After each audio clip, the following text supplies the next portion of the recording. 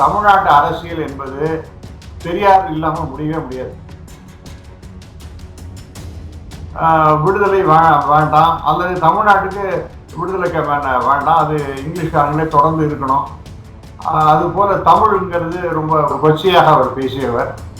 பிராமண வெறுப்பு, எதிர்ப்பு, இந்து மத எதிர்ப்பு, இப்படிலாம் கடவுள் மறுப்பு, இப்படிலாம் பல விஷயங்கள் அவரோட உடன்பாடு இல்லை என்றாலும் கூட எச்ராஜா எல்லாம் பேசினார். இது வரைக்கும் பேசி அதனால ஏதாவது எலக்டோரல் கெயின் வந்ததா? பெரியார் கடவுளே இல்லைன்னவர். ஆனால் இந்த இளைஞர்கள், இந்த மாணவர்கள், இவர்கள் மத்தியில ஒரு மிக உன்னதமான ஒரு தலைவராக தென்படுகின்றார்.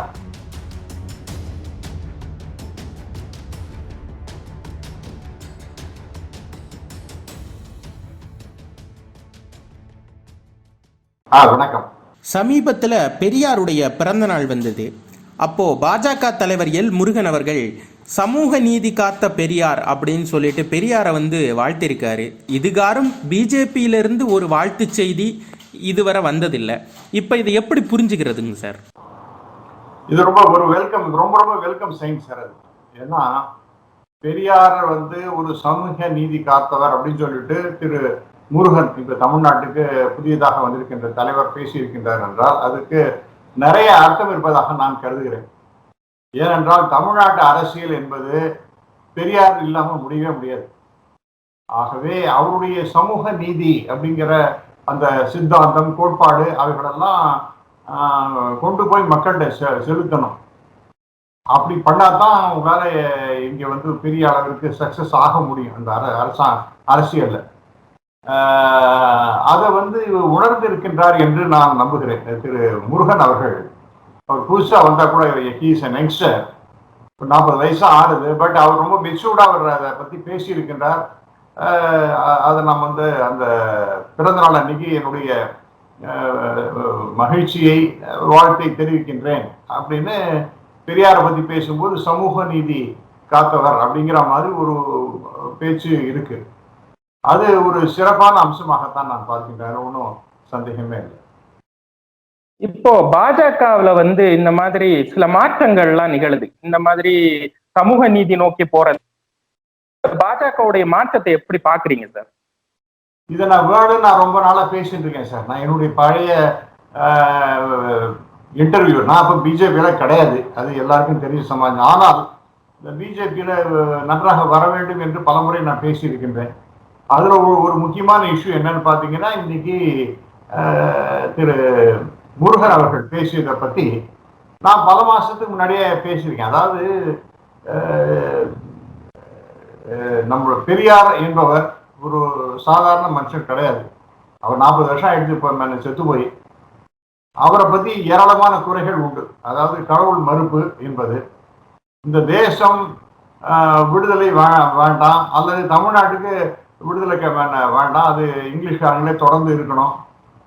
அது போல தமிழ்ங்கிறது ரொம்ப கொச்சையாக அவர் பேசியவர். பிராமண வெறுப்பு, எதிர்ப்பு, இந்து மத எதிர்ப்பு, இப்படிலாம் கடவுள் மறுப்பு, இப்படிலாம் பல விஷயங்கள் அவரோட உடன்பாடு இல்லை என்றாலும் கூட முக்கியமான விஷயம் என்ன, இன்னைக்கு இளைஞர்கள், இன்னைக்கு அவர்கிட்ட போய் 40 வருஷத்துக்கு மேல ஆயிடுச்சு. இன்னைக்கு ஒரு 20-25 வயசு இளைஞர்கள்லாம் அவருடைய கருத்துக்களை படிக்கிறாங்க. அதனால அவங்க அதை உள்வாங்கிட்டு அதை பத்தி பெருமையாக பேசுகின்றார். அதுக்கு முக்கியமான காரணம் என்னன்னா, இன்னைக்கு எஸ்சி இளைஞர்களாக இருக்கட்டும், அல்லது மாணவர்களாக இருக்கட்டும், அல்லது பேக்வர்ட் கம்யூனிட்டி பீப்புளாக இருக்கட்டும், அவர்களுக்கெல்லாம் ஒரு சமூக அந்தஸ்து என்பது கிடைத்ததே ஒரு வேலைக்கு ரிசர்வேஷன் என்று இந்த ஓபிசி இது பிசி அவங்களுக்கு ரிசர்வேஷன் வந்ததுக்கு அடிப்படையான காரணம் பெரியார் அப்படின்னு நிச்சயமாக அவர்களுக்கு தெரிகிறது. அது போல வேலை வாய்ப்புக்கும் அவர் உறுதி செய்தார் அப்படிங்கிறது தெரிகிறது. இன்னைக்கு சமூகத்துல மரியாதையே இல்லாமல் இருந்த ஒரு சமூகம் தான் எஸ்சி சமூகம். பேக்வர்ட் கம்யூனிட்டிக்கும் அவ்வளோவா ஒரு அங்கீகாரம் எல்லாம் அந்தஸ்தெல்லாம் கிடையாது. அப்ப இன்னைக்கு இருக்கக்கூடிய இளைஞர்கள், மாணவர்கள், நம்ம ரொம்ப வயசானவங்க அவங்களெல்லாம் விட்டுரும், அவங்களுக்கெல்லாம் அந்த சித்தாந்தம்லாம் நல்லா தெரியும். இப்ப இருக்கிறவங்க அவர் பெரியார பார்த்தது கிடையாது, ஒண்ணும் கிடையாது, அவரெல்லாம் பத்தி இன்னைக்கு உயர்வாக பேசுகின்றார்கள் என்றால் அது அடிப்படையான காரணம் அந்த சமூக நீதி, அவர்களுக்கு கொடுக்கப்பட்ட அந்த அந்தஸ்து, இதெல்லாம் வந்து மிகப்பெரிய தாக்கத்தை ஏற்படுத்தி இருக்கிறது. இந்த விஷயத்தை நாம மறுக்கவே முடியாது. இன்னைக்கு அரசியல் செய்யணும்னா இந்த சமூக நீதி என்கின்ற விஷயத்தை பத்தி நாம நிச்சயமாக பேசணும். அதுல ஒரு முன்னோடியாக இருக்கக்கூடியவர், பல மைனஸ் பாயிண்ட் இருந்தாலும் கூட அந்த விஷயத்தை பார்க்கும் பொழுது முன்னோடியாக இருக்கக்கூடியவர் பெரியார். அதனால அவரை நாம வந்து இன்னைக்கு திராவிட சித்தாந்தம் அப்படின்னு எடுத்துட்டா பெரியாருடைய அந்த சமூக நீதி அப்படிங்கிறது முன்னாடி நிற்கிறது. ஆகவே அதெல்லாம் நீங்க பார்க்கும் பொழுது அதை நம்ம உறுதிப்படுத்தினாதான் நீங்க வெற்றி காண முடியும். இன்னைக்கு மற்ற கட்சிகளோட சேரும் பொழுது இவங்களுக்கும் அவங்களுக்கு பெரிய முரண் வரும்பொழுது பெரியாரை வந்து இக்னோர் பண்ணி ஏடிஎம்கே ஒர்க் பண்ண முடியாது, திராவிட முன்னேற்ற கழகம் ஒர்க் பண்ண முடியாது, மற்ற எந்த கட்சியும் இல்லை. ஆனால் தனித்து நிற்பது என்பது தமிழக பாஜக. ஆகவே அவங்க வந்து இந்த தமிழக நீரோட்டத்தோட சேரணும்னா பெரியாரை பத்தி உயர்வாக பேசுவது என்பது சரி. ஆகவே அதைத்தான் நான் பல முறை எடுத்து சொல்லிட்டே இருந்தேன். இது வந்து தயவு செய்து சாதாரணமா பெரியாரை எடை போடாதீர்கள், அவர் வந்து இன்னைக்கு இல்லை, அதனால பெரியார் சூரியார் அப்படி இப்படிலாம் ரொம்ப மோசமா கொச்சத்தை படுத்தி பேசாதீங்க, ராமசாமி நாயகன் அப்படின்லாம் பேசாதீங்க அப்படின்னு நான் பல முறை அவங்கள்ட்ட சொல்லியிருக்கேன். அது ஐ திங்க் திரு முருகன் கால விழுந்ததோ அல்லது அந்த வீடியோ எல்லாம் பார்த்தாரோ அல்லது அவருக்கே செல்ஃப் ரியலைசேஷனோ என்ன தெரியாது. பட் நல்லது நடந்திருக்கிறது, அவர் பேசி ரொம்ப ரொம்ப சந்தோஷம், வாழ்த்துக்கள். பாஜகவில் ராஜா போன்றோர், அவரை சுற்றி இருக்கக்கூடியவங்க எல்லாம் பெரியாரை ரொம்ப கேவலமாக விமர்சிக்கிறத வந்து நம்ம பார்க்க முடியுது, ரொம்ப கொச்சப்படுத்துகிற மாதிரி. அதே நேரம் முருகன் அவர்கள் வந்து இப்போ பெரியாரை வந்து புகழ்ந்து சொல்கிறாரு. இந்த முரணை எப்படி சார் புரிஞ்சுக்கிறது?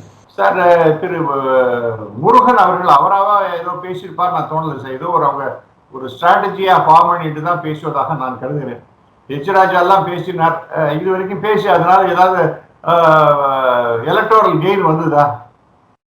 பெரியார மோசமா பேசி திட்டினதுனால பாஜகவுக்கு இதுவரை ஏதாவது எலக்டோரல் கெயின் வந்ததா? ஒண்ணும் கிடையாது. ஆனா அதை மாற்றி இன்னைக்கு சோசியல் இன்ஜினியரிங் என்கின்ற வகையில திரு முருகன் செயல்படுகின்றார் என்றால் ஐ திங்க் அவருக்கு மேலிடத்து ஆசீர்வாதம் இருப்பதாக கருதுகிறேன். நான் டெல்லி மேலிடம் இருக்கிறது, அந்த கட்சியினுடைய மேலிடம், அவங்களுடைய ஆசீர்வாதத்தோடு தான் அவர் அப்படி பேசியிருக்கின்றார் என்று நான் கருதுகிறேன். அது மற்றவர்களுக்கெல்லாம் இன்னைக்கு நான் கூட இன்னும் பார்த்தேன், இன்னைக்கு அவர் அது பேசினதுக்காக கடுமையான விமர்சனங்கள்லாம் வந்திருக்கு. அதே சமயத்துல இன்னைக்கு இன்னொரு முக்கியமான விஷயம் என்னன்னா, இவங்கெல்லாம் புது ஃபேஸ் சார். அவங்களாம் முருகன் அவங்க அவர் 10-12 வருஷமா இருந்துட்டு இருக்கார், ஆனாலும் அவர் புதிய முகம்தான். அவர் இன்னைக்கு அப்படி பேசுகின்றார். அடுத்தது புதிதாக சேர்ந்திருக்கின்ற திரு அண்ணாமலை ஐபிஎஸ், அவர் முருகனை வாழ்த்தி ஒரு ட்வீட் போட்டிருக்கார்.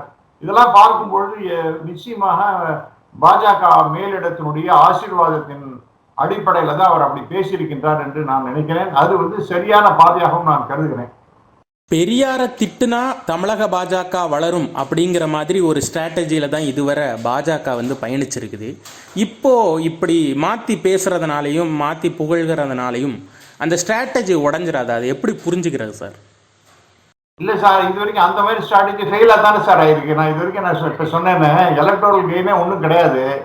நீங்கள் அவரை திட்ட எதிராளிகளுக்கு தான் கொண்டாட்டம்.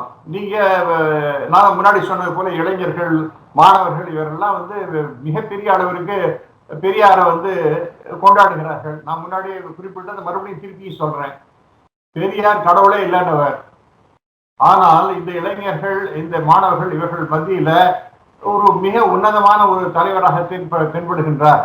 அவர் கடவுளுக்கு நிகராக இருப்பவர், அவர் கடவுளை போல அவர் வணங்கத்தக்கவர் அப்படிங்கிற அளவுக்கு அவரை வந்து கடவுள் அளவுக்கு கொண்டு போயிட்டாங்க.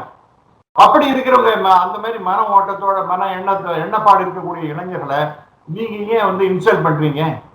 அது என்ன விதத்துல உங்களுக்கு எலக்ட்ரல் கெயின் கிடைக்கும்? கிடைக்கவே கிடைக்காது. ஆகவே இவர் இப்ப எடுத்த முடிவு என்பது மிக சரியாக இருப்பதாகத்தான் நான் கருதுகிறேன். எப்போதுமே பாஜகவிற்கு பிராமணர்களுடைய வாக்கு வங்கி எப்போதுமே இருக்கும். இப்போ இந்த மாதிரி பெரியாரை வந்து புகழ்றதுனாலையும் இந்த மாதிரி ஸ்ட்ராட்டஜி எடுக்கிறதுனாலையும் பிராமணர்களுடைய இந்த வாக்கு வங்கி வந்து அடிபட்டு போகாதா சார்? சார், இங்க சார் அதுல தப்பான ஒரு பேச்சு சார். இது பிராமணர்கள் ஓட்டு அப்படின்னு சொன்னீங்கன்னா முன்னாடி ஜெயலலிதா அவர்கள் இருந்த வரைக்கும் பிராமணர்கள் ஓட்டு மிக பெரும்பான்மையான ஓட்டு வந்து ஜெயலலிதாவுக்கு தான் போட்டாங்க. அவர்கள் இறந்த பிறகு ஏடிஎம்கேக்கோ அல்லது பாஜக, அதுவும் குறிப்பாக பாஜகவுக்கு அது வந்துடும் அப்படின்னு பார்த்தா போன எலெக்ஷன் 2019 அவங்க போய் கிடைக்கல. காரணம் என்னன்னா அந்த சமயத்துல கூட கமலஹாசன் அவருடைய கட்சி பல இடத்துல லட்சக்கணக்கான ஓட்டுகள் வாங்கினாங்க. குறிப்பாக சென்னையில, மத்திய சென்னை, தென் சென்னை, வடக்கு சென்னை, அப்புறம் ஸ்ரீபெரும்புதூர், இது மாதிரி இடத்துல ஏராளமான ஓட்டெல்லாம் வாங்கிட்டாங்க. அதெல்லாம் யாருன்னு அனலைஸ் பண்ணி பார்க்கும்பொழுது பெரும்பாலான பிராமணர்கள் கமலஹாசனுக்கு தான் போடுறாங்க. அவர் வந்து கடவுள் இல்லை, நான் வந்து எனக்கு அந்த நம்பிக்கையெல்லாம் கிடையாதுன்னு சொன்னாலும் கூட அவரை அந்தனராக பார்த்து அவருக்கு ஓட்டு போட்டு விட்டாங்க. அதனால எந்த விதத்தில் பார்க்கும் பொழுதும் பிஜேபிக்கு பிராமணர்கள் ஓட்டு அதெல்லாம் அஷூரன்ஸ் தான் கொடுக்க மாட்டாங்க. ஏதோ பேசிட்டு இருக்கலாம் மொழிய பெரும்பாலானவர்கள் பிஜேபிக்கு போடுறது இல்லைங்கிறது தான் இப்ப சமீபத்தில் 2019 நடந்த எலெக்ஷன் சொல்லுகின்ற செய்தியும் ஆகும். ஃபேஸ்புக்கில் நீங்கள் ஒரு கட்டுரை எழுதியிருந்தீங்க. அந்த கட்டுரையில் வந்து அம்பேத்கர், ஜனசங்கம் இந்த தொடர்புகளை எல்லாம் வச்சு அம்பேத்கரை எவ்வாறு வந்து பாஜக ஸ்வீகரித்து கொண்டது அப்படிங்கிறத வந்து சொல்லியிருந்தீங்க. அதே மாதிரி பெரியாரையும் ஸ்வீகரித்து கொள்ள வேண்டும் அப்படின்னு சொல்கிறீங்க. எப்படி சார் பெரியாரோட பாஜக எப்படி சார் இணக்கமாக போக முடியும்? இல்லை சார், அதாவது டாக்டர் அம்பேத்கரை பொறுத்த வரைக்கும் அவருக்கு காங்கிரஸ்ல முக்கியத்துவம் கொடுக்கவே இல்லை. அவரை உதாசீனப்படுத்தினது காங்கிரஸ். அதே மாதிரி அவருக்கு கடுமையான கோபம் காந்தி மேல. ஆனாலும் கூட அவர் ஏதோ ஒரு கம்பல்ஷன்னால அவர் வந்து அந்த கான்ஸ்டியூண்ட் அசம்பிளி, அந்த கான்ஸ்டியூஷன் தயார் பண்றதுக்கு அதற்கெல்லாம் அவருக்கு அந்த மிக மிக முக்கியமான பொறுப்பு கிடைச்சது. அதை மிக சிறப்பாக செய்தார். இன்னைக்கு நம்முடைய கான்ஸ்டியூஷனுடைய தந்தை என்று அவரை போற்றி போகின்றோம். அவர் காலத்தில் அவர் ஒரு தலித் தலைவராக பார்க்கப்பட்டார். ஆனால் இன்னைக்கு அவர் வந்து தலித் தலைவர் மட்டுமல்ல, மிக மிக மிக மிக மிக மிக உயர்ந்த ஒரு ஐக்கானாக, இந்தியாவினுடைய ஐக்கானாக பார்க்கப்படுகின்றார். அப்ப அந்த அளவுக்கு அவருடைய ஸ்டேட்டஸ் அவர் இறந்த பிறகு ரொம்ப உயர்ந்து போய்விட்டது என்பது யதார்த்தமான உண்மை. அதுபோல தமிழகத்தை எடுத்துட்டீங்கன்னா பெரியார் அவர்களையும் அவர் இருந்த போது அவருக்கு கடுமையான எதிர்ப்பு அதெல்லாம் இருந்தாலும் கூட அவர் இறந்த பிறகு நான் சொன்னது போல இன்னைக்கு இப்ப இளைஞர்களும் மாணவர்களும் பல யுவர்களும் யுவதிகளும் எல்லாருமே அவர் வந்து ஒரு கடவுளுக்கு நிகராக கொண்டாட ஆரம்பிச்சுட்டாங்க. ஆகவே நீங்க இப்ப ஸ்வீகாரம் பண்ணிட்டாங்க அப்படின்னா adoption of great icon like doctor Ambedkar. அது எப்படி நடந்ததுன்னா அவருக்கு அந்த கான்ஸ்டியூண்ட் அசம்பிளி, அந்த மெம்பர் பார்லிமெண்ட் உள்ள வரணும் அப்படின்னு பார்த்தால் அவருக்கு காங்கிரஸ் 2 தோக்கடிச்சிருக்கு. ஆனால் வெஸ்ட் பெங்கால் சைடுல முஸ்லீம் லீக் அண்ட் ஜனசங், அப்ப பாரதிய ஜனசங், இவங்களுடைய உதவினால அவர் உள்ளே வருகின்றார். சோ அவருக்கு ஒரு முக்கியத்துவம் ஜனசங் அந்த காலத்திலே கொடுத்தது. அதே போல RSS கேம்புக்கு போயிட்டு அதனுடைய நேர்மை, ஒழுக்கம், அந்த கண்ணியம், இதெல்லாம் பார்த்து அந்த டிசிப்ளின் இதெல்லாம் பார்த்து அசந்து போய் எந்த விதமான பாகுபாடும் இல்லாத ஒரு அற்புதமான ஒரு ஆர்கனைசேஷன் RSS சொல்லிட்டு அவர் பெருமையாக பேசி இருக்கின்றார். ஆனாலும் கூட அவருக்கு ஹிந்து மதத்தின் மேல ஒரு வெறுப்பு, ஏன்னா அது நம்மளுக்கு அன்டச்சபிலிட்டி இன்னும் தொடர்கின்றது அப்படிங்கிற எண்ணத்தினால ஜனசங்கத்தையும் சரி RSSத்தையும் அவர் புறந்து தள்ளிட்டார். இன்னும் சொல்ல போனால் அவர் வந்து புத்த மதத்தில் சேரும் பொழுது அவர் தேர்ந்தெடுத்த இடம் நீங்க பாத்தீங்கன்னா நாக்பூர். அங்கதான் RSS ஹெட் குவார்டர்ஸ் இருக்கு. ஆகவே அதெல்லாம் ஒரு ஸ்ட்ராட்டஜிக்காக தான் பண்ணியிருக்கின்றார். அதன் காரணமாக என்ன பண்ணாங்கன்னா ஜனசங் அவரை வந்து கண்டுக்கவே இல்லை. முன்னாடி கொடுத்த முக்கியத்துவத்தை அப்புறம் பின்னாடி கொடுக்கவே இல்லை. அது அப்படியே போயிட்டு இருந்தது. அதன் பிறகு 1980களில் கன்ஷிராம், பகுஜன் சமாஜ் பார்ட்டி, BSP, அதனுடைய தலைவர், அவர் வந்து அந்த தலித்தெல்லாம் ஒற்றுமைப்படுத்தி மிகப்பெரிய சக்தி அப்படிங்கிறத ப்ரூவ் பண்ணினார். அதை பார்த்த பிறகு தான் சரி இது மிகப்பெரிய ஓட் பேங்க், நாம விடக்கூடாது அப்படிங்கிறதுக்காக பிஜேபி ஒரு ஸ்ட்ராட்டஜியா எடுத்துட்டு அந்த அம்பேத்கரை மிக உயர்ந்த ஸ்தானத்துல அவருக்கு நினைவகம் ஏற்படுத்துவது, அவருக்கு பலவிதமான மரியாதைகள் செய்வது என்றதெல்லாம் செய்ய ஆரம்பிச்சிட்டாங்க.